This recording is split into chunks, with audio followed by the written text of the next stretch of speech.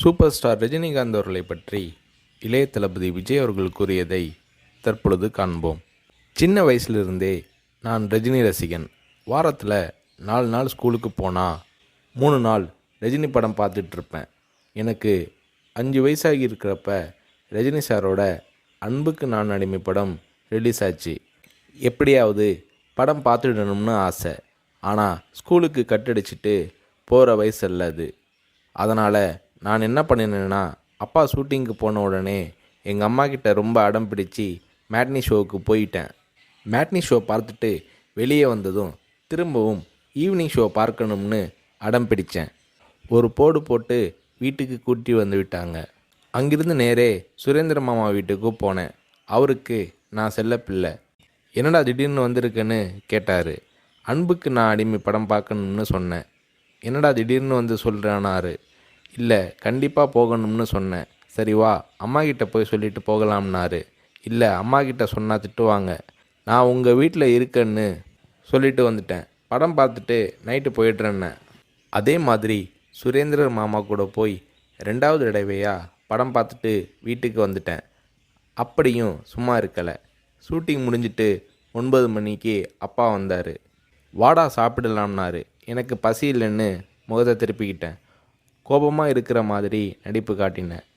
இல்லை, சாப்பிட்டு தான் ஆகணும். உன் ப்ராப்ளம் என்னன்னு சொல்லுனாரு. அன்புக்கு நான் அடிமைக்கு கூட்டிகிட்டு போனால் சாப்பிட்றேன்னு சொன்னேன்.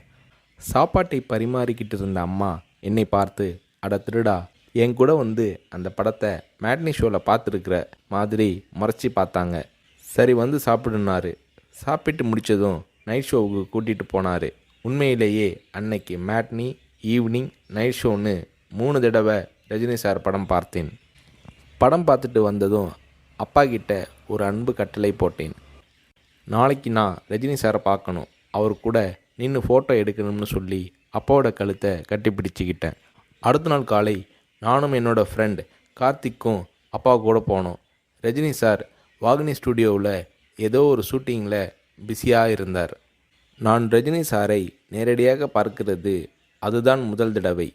எப்படி ரஜினி சார்கிட்ட பேசுகிறதுன்னு பயந்துக்கிட்டு இருந்தேன். அவர் கூட்டிகிட்டு போய் அன்பாக பேசினார்.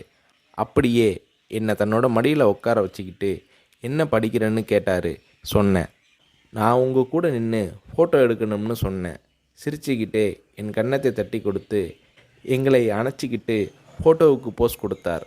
என்னால் மறக்க முடியாது அந்த இனிய நாளை, அவரது அன்பான அரவணைப்பை.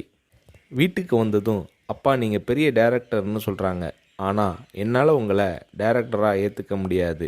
எப்போ எங்கள் தலைவர் ரஜினியை வச்சு டைரக்ட் பண்ணுறீங்களோ அன்னைக்கு தான் உங்களை டைரக்டராக ஏற்றுக்குவேன்னு சொன்னேன். அப்பா என்னை பார்த்தாரு. ஒரு ஹிந்தி படம் டைரக்ட் பண்ணுறதுக்காக எங்கள் அப்பா பாம்பே போனார். எனக்கு ஹாலிடேங்கிறதால நானும் அம்மாவும் கூட போயிருந்தோம். மும்பையில் இருந்த ப்ரொடியூசர் பூர்ணச்சந்திர ராவ் எங்கள் அப்பாவுக்கு ஃபோன் பண்ணி கூப்பிட்டதும் அப்பா அவரை பார்க்க போனார். வரும்போது ரொம்ப சந்தோஷமாக இருந்தார். ஹோட்டலுக்கு வந்ததும் என்னை கூப்பிட்டு, விஜய், நான் டைரக்டர் ஆயிட்டேனாரு. ரஜினி சாரை நடிக்க வச்சு டைரக்ட் பண்ண போகிறேன்னாரு. அந்த படம் தான் நான் சிகப்பு மனிதன். நீங்கள் நம்புறீங்களோ இல்லையோ, அந்த படத்தை நான் 17 தடவை பார்த்தேன்.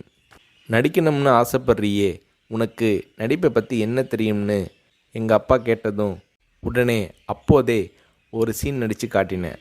அது என்ன சீன் தெரியுமா? அண்ணாமலை படத்தில் ரஜினி சார் பேசிய பெரிய டைலாக் சீன். நான் ரஜினி ரசிகனாக இருந்ததால் அவரோட பல வசனங்களை மனப்பாடம் பண்ணி வச்சுருந்தேன்.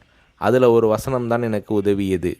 ரஜினி சார் சரத்பாபுவை பார்த்து தொடையில் தட்டிக்கிட்டு கோபமாக பேசுவாரே, அந்த வசனத்தை நான் பேசி நடிக்கிறத கொஞ்ச நேரம் அப்படியே கூர்ந்து கவனிச்ச எங்கள் அப்பா என்னை பக்கத்தில் கூப்பிட்டு, நாளைக்கு உனக்கு மேக்கப் டெஸ்ட் எடுக்கிறேன்னாரு. அவர் அந்த வார்த்தைகளை சொல்லி கை குலுக்கியதும் எனக்கு சிறகு முளைச்சி ஆகாயத்தில் பறக்கிற மாதிரி எல்லையில்லாத மகிழ்ச்சி பொங்கியது என்று நடிகர் ரஜினி அவர்களை பற்றி இளைய தளபதி விஜய் அவர்கள் கூறுகிறார்.